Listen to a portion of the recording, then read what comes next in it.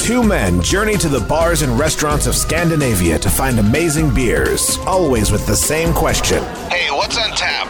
It's time to find out.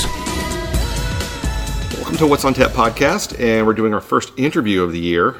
Very excited about this because we're talking to Niels and Eric from the Great Swedish Beer Festival. Welcome, guys. Thank you very much. Thank you. So, what made you want to do a beer festival in a somewhat crowded beer festival world? Well, we're both beer lovers and craft beer lovers in particular, and but we're not brewers. And we thought about, okay, how can we add to the scene or to the business? And Eric from the event business, and me myself is I'm actually from logistics business, but we might come to that. There's a thing to that too, and then we thought, okay, a festival. Eric knows the event business, and we wanted to promote Swedish craft beer, and we saw some kind of a gap when it comes to all the different festivals out there. So what was the gap that you saw? The thing that we only focus on Swedish beer. Okay. So it's 100% Swedish. So like Bruskable or All In Beer Fest, those are more of an international kind of scene, or at least they invite international breweries, and this is 100% Swedish. Okay. So that's the first thing, because as Neil said, we wanted to do something for the business and try to approach the business a little bit. Yeah, I decided to do a podcast. It seems. Exactly. It's basically the same thing. Yeah. Because we can't brew, that's for sure. Have you tried brewing? And I tried a little bit. It it tastes okay. Yeah. I brew a kettle sour a couple of weeks ago, and I have actually had worse commercial ones, so it's okay. There you go. So it's okay, but I wouldn't brag about it, I think. Okay. But I'm from the event business from the beginning. My company has a very good relationship with the venue that we're hosting the festival at, which is the Slaghuset. Slaghuset, yeah. They have been had some rough years. Yeah. And they want to do more own events and not just be an event venue that people pay to get into. Because they want to start to be a destination in Malmö. And when we talked to our partner Stellan, who is also in the event crew, he said that do whatever you want, create something.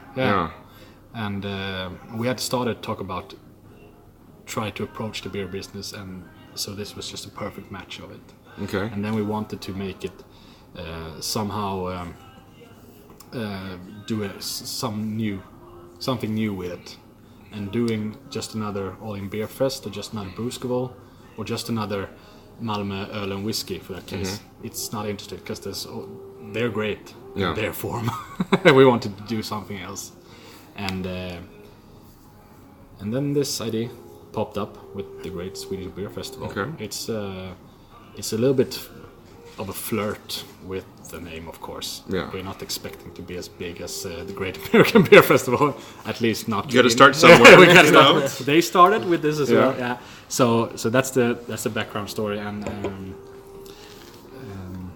we want to do something for the Swedish craft beer industry and help promoting it internationally, and nationally, and locally.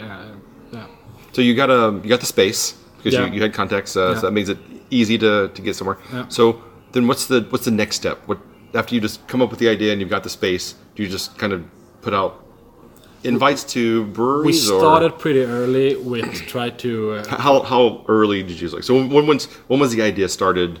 I think the idea was started in the late summer last year. Late summer. Okay, actually, but it's not really that long ago. I was thinking maybe just, in 2016 we thought about this idea, and it took another year. No, nothing to do. Nothing like that at all. We started in the end of the summer last year, starting to write the concept for the festival, because we wanted that to be ready before we presented it to Slaghuset. Yeah. And when we got an okay to take it as far as you can do without paying anything. We started pretty early with contacting local brewers that we invited to a brewers council, as we call it now. Just put a lot of like 10 brewers from around Skåne together to just we have this idea. Help us, your experience, your knowledge, your contacts. Yeah. So what works well at a beer festival? What doesn't work? Exactly, what are things that because we wanted some places to do overlook? We want to do it with a great focus on the brewers. Because we know that the beer calendar is full, like you said earlier. There's maybe no space in the beer calendar for a new festival, but we wanted to like squeeze something in. So what can we do? And we also thought that if the brewers like it, the audience will come, and if they will promote it, then the people will come too. So so we wanted to do something that is really good for them, and that's why we brought this brewers council. And we very much appreciate their input, and it's been worth $1 million for us. It's vital for us. Yeah. To be able to shortcut some of the processes, maybe, because they know what the pitfalls are. Now we have between our meetings. It's a Facebook conversation. So we just put a question: can someone contact Oppegårds because we can't reach them? Yeah, of course. I send them a text. It's that easy. So it makes it big because you guys have quite the laundry list of breweries now. How many are you up to? 90. 90. And you have a goal of 100 or 100, yeah. So the last 10 spots are, well, to be honest, they're pretty dedicated to certain brewers that we want to join. Yeah. So it's not kind of an open call anymore. You're kind of just really focusing on. It was from the beginning a little bit because we contacted a lot of breweries from the beginning, and but now we really want to keep it on 100. Yeah. And it's going to be tough. Those who can't join really us good number, this year, they're more than welcome to join us next year. That might be one of the largest brewer festivals I've actually heard of, because when you think about Brewskable, I think they're up to like 50 or 60, or even McKellar Beer Celebration doesn't get 100. I mean, that they're not from the same country. No, at least not from the same country for sure. But I mean, that's a really huge selection of. It is. To me, that's really, really ambitious to have such a large amount of breweries. We are very humble in the way we work, and we want to cooperate with the number of organization people, but we are also very ambitious. Yeah. We don't want to do this halfway. Yeah. We really, really want to put effort into it and make it something worthwhile, because we think that this could be like a gathering for the brewers as well, and hopefully we can help them to make something more out of it by meeting each other. It's a great networking possibilities as well. So and they've been fantastic. Everyone, it's amazing. Yeah, we never knew that the reception was going to be as well as it has been. It's crazy. It's been crazy, really, and we're grateful. But I personally didn't expect this. We sat down and we set the goal to 100. We said 100. We did, from the beginning, but we did. But then again, we said 100, then we communicated 75. Yeah. To be honest, we gotta start somewhere. We didn't really think of it as 100, but and now we're really close to 100. We're gonna reach 100, and we probably will be in the case that we need to say no to someone as well. Yeah. But as Eric said, if they're not able to join us this year, they would really. We're really glad to host them next year. So who's been what are some of the breweries you're really excited to bring on? I was very happy with Bräckeriet, because that's my favorite worldwide brewery. They do really great stuff. Yeah, it is. It's internationally top, I would say. Yeah. Because I'm a sour beer guy as well, so it's really important for me that we could make them join. Yeah, I think they're one of the best sour brewers in the world as well. They do amazing stuff. And as Eric said, we've had some. I'm also very amazed by how good people are in this business. To be honest, we are nothing in this business so far. But everyone is so kind, and we got so many kind words from everyone, and we've been in contact with several, and I personally like the crazy guys from Morgondagens and Mikrofonbegrejet that started the Wizard Brewing. And that's really cool that the Wizard Brewing will come. Personally, I also like the darker kind of beers, so I'm really happy Nerd will join. And the crazy guys, the crazy guy or crazy guys at Psychopipes as well. They're really great. Michael at Psychopipes has been really, really important as well. Yeah. As well as all the other guys in the Brewers Councils. I don't want to put anyone before anyone, but all breweries are equally important to us. But of course, you have some favorites as well. Of course. So, is there any part of Sweden that isn't represented? Like, out of 100 breweries, I would imagine that. Well, we a thing that grew on us was the fact that when we got a lot of different breweries, we thought, okay, it would be nice to have one brewery from every single landskap, or I don't know what you call it in English. Region. And we're not really there yet. We need to add some landskap to it, but I think there's 3 or 4 left. Are they the really far remote northern parts, or it's not really. Dalsland is the closest. Those people. Doesn't look like there's any breweries in Dalsland, except for Melleruds, but we don't want to. So if there's any brewery in Dalsland, just give us a call, okay? Great. No, so we have a couple left to be able to say that we have one from each, but there are breweries coming from the absolute north of Sweden. Oh, yeah. I saw the one where you had your Instagram post where it was like it was 10 hours or something to go through Finland and the 15 hours to go through Sweden. So like, we also had This Is How from Piteå. Okay, that's really far north. Really far north. I don't know if Luleå or Piteå is most north, but anyway, so it's from all over the country. It's really important to us. Even Gotland and Öland is represented. Oh wow, that's really impressive. So that's really cool. Is there so which region has the most representation? Is it Skåne and Gothenburg? Gothenburg. Yeah. That makes sense. Definitely. So, getting back to logistics of putting on such a large event, what goes into that? What do you have to think of and plan? And well, first of all, that probably where I come in even more. I'm from logistics. I have another company here in Malmö that's the only thing we do.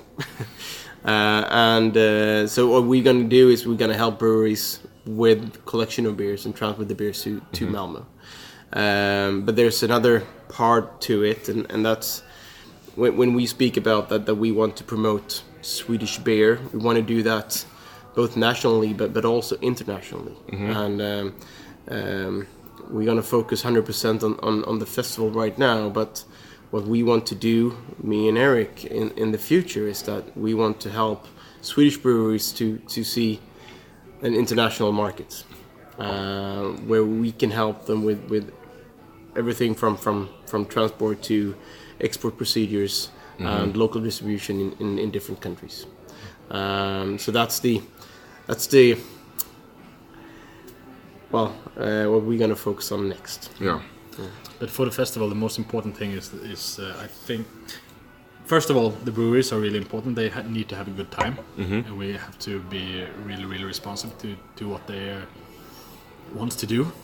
But how early do you have to get the beers in Malmö before the festival? As late as possible, because we want it to be new and fresh. But we have it. Well, Slakthus is a good venue, but it's also a very large place where we're able to store I would say, I mean, if there's 4 beers per session from each brewery, that's 400, 800 100 beers. 2 beers from each brewery. 2 beers from each brewery. All right, still. Yeah, so four in total. So there's a lot of room. So that's not an issue. All right, well, that's good. Yeah.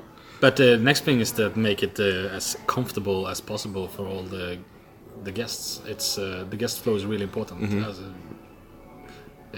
3,000 people at each session is a lot of people. Yeah. And that's where I come in. Yeah, because I mean, really working at visitor flows and paths through exactly. And also in that case, Lactus, it's a great venue because it's different rooms, but it's open from different sides. So it's. So how do you cluster breweries then? When you look at a room and you're like, oh, we can fit so many in this room. Do you look at like, oh, well, do you do it by region? Do you do it by brewery type? Like, oh, these guys really focus on IPAs? We had that discussion and we have that discussion, and that when we looked into it, I think that could be some sort of tricky thing because, well, you don't want to place one brewery in a certain place where a lot of people are going, and we will probably have some sort of a lottery where we will place the breweries in the building. Okay. Yeah. So, like, do you take like an A-list brewery, and then you put a couple of like lower tiers, so they kind of get the. I mean, that way you get the cross pollination kind of. Because they're over there already, so they maybe they want to.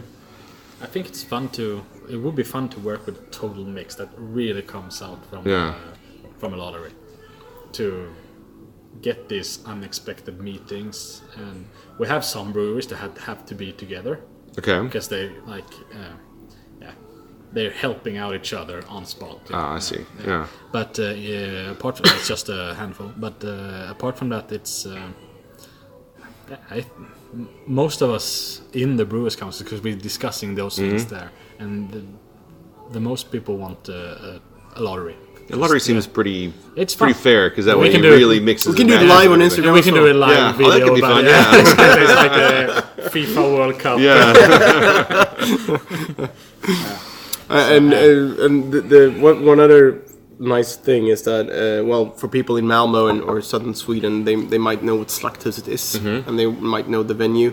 For other people in north of Sweden, they might not know how nice this building really is. It's really amazing. I was just there for the current exhibition they have. Yep. And it's just absolutely beautiful. I haven't been in there yet. I don't want to go in there. The disgusting food one. It's really a lot of fun. I'm not entering that room. I'm not entering that room. The cheese is the worst thing that they have. It is ungodly bad. That has been a success. Crazy. Yeah. But it's a lot of fun.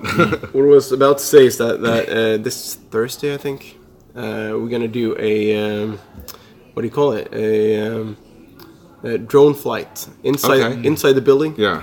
And so everyone can see how nice it is. Yeah, that's really cool. Yeah, it's like I said, just every time I'm in there, I'm just like, this is such a beautiful place. I wish there were more events happening here that would get me to come out and do things there.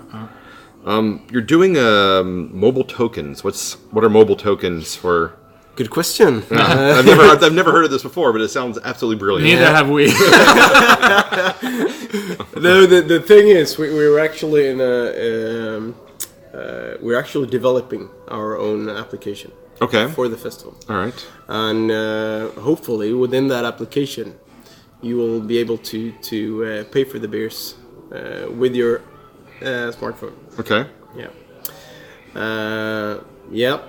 That's about it for now. All right. I just told you, that's a brilliant idea. I love this concept. The background is that we the beers are craft beer. The venue is crafty by appearance and everything, but we're still in 2019. We have to do something more like, because if we create an app and work with that, we can work with the app in so many ways. And we've been to a lot of festivals, and the token lines are always the worst. Oh, they're horrible. I hate them. So in this scenario, we would be able to get the visitors or the guests to load their wallet the day before and just go in and start drinking right away. Yeah. And hopefully it's because the physical token thing that you see at a lot of festivals. It's a really fast way of handling it. Just putting a token in a basket.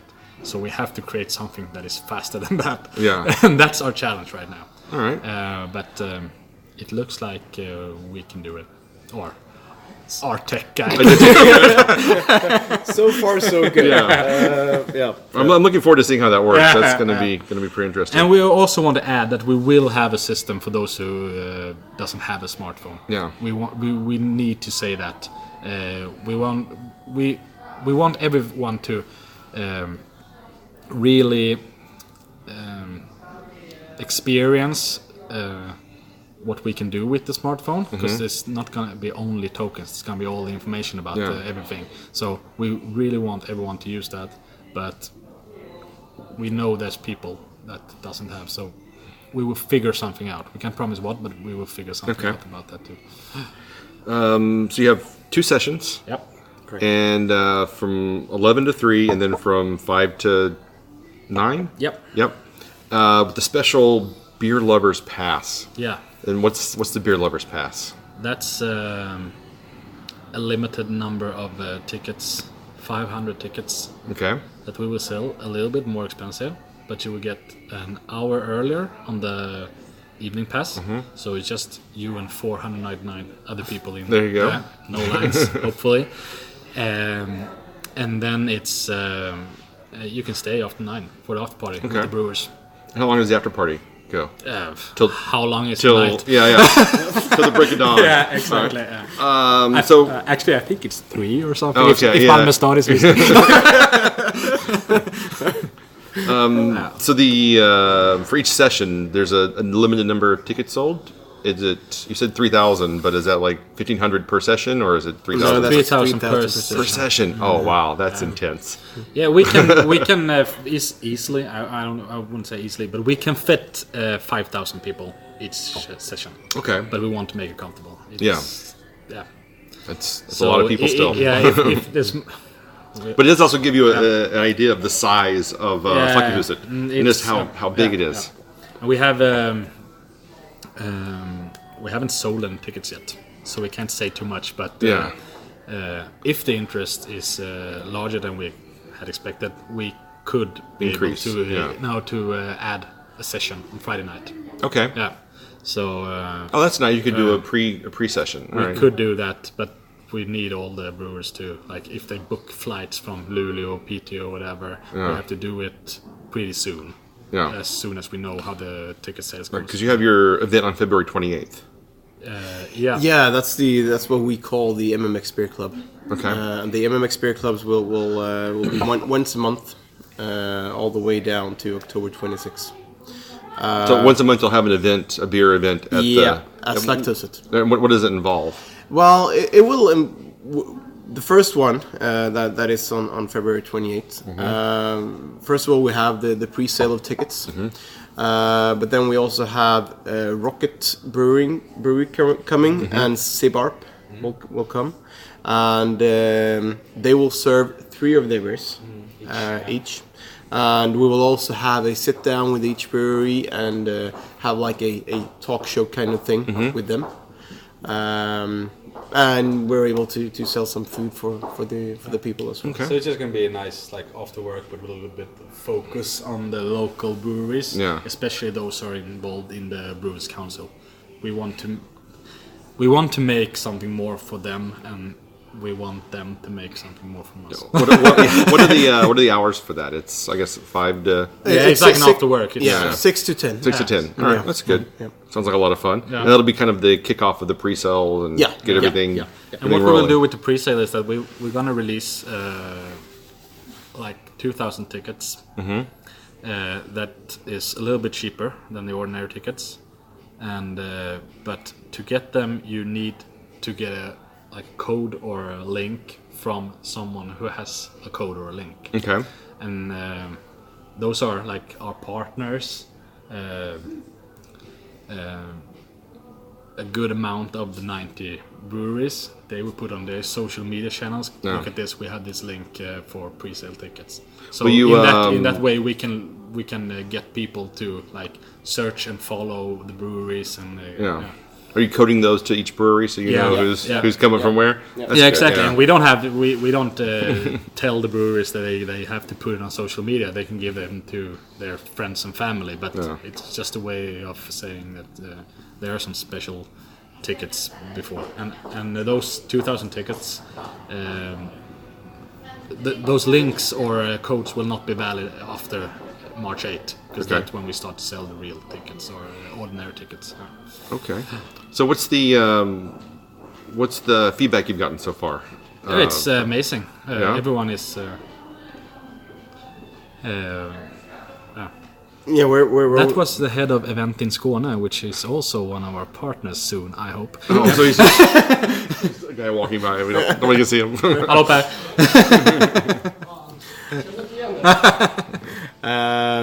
No, well, we're over the moon for all the kind words, really. No.